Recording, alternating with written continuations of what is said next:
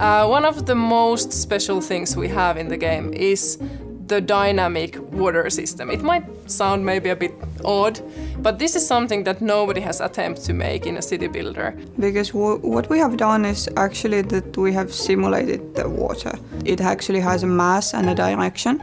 So if you have a river going through your map, you really do want to choose carefully where you place your water services, because all the pollution will go downstream.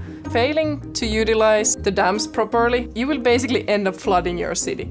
It's maybe a bit overdone for this size of game, but it really brings something new to the gameplay. So one of the things we wanted to create in this game is this sort of natural feel how cities grow and evolve, and especially how areas might grow richer or poorer depending on the way the city fares. Our zoning is made so that you could actually simulate quite a realistic city with it. Basic zoning works so that you want residential zone, so you can have workers in the city. They want to go shopping, so then you want to have your commercial zone too. And with that, you need the workplaces, so then you will choose industrial or then office zone. And you also have matching zones for making these kind of outer city areas, but also for the inner city, so you can kind of simulate realistic cities with the zones. Since we have quite a large map size, you can have really huge cities, up to 1 million people living in one city. This meant also that we needed a system to help the player actually navigate the city and kind of separate different areas. So that's what we made the district tool for. So what you basically can do is paint areas in the city and give them different names and have different rules applied to each of them. So one of the questions you sort of naturally comes into when you create a game like this is actually a bit of politics, because there's a different views of what really makes a working society or not. We try to leave that a bit up to the player, and many choices might have quite drastic effects in real life will have just flavor effects in cities.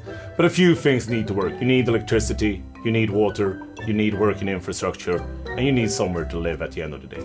All city builders have some sort of an economy simulation, and ours does too.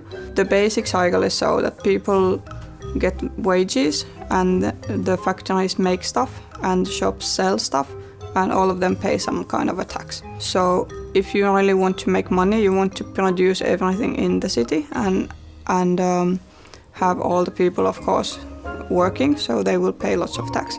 If you notice that you are going into negative numbers for your weekly income, what you do is raise the taxes. And that usually works if your citizens are happy enough. So if they are unhappy, if they don't have services, they are not willing to pay as much. So my dream city is really not maybe the most beautiful city out there, because I really just like crunching numbers.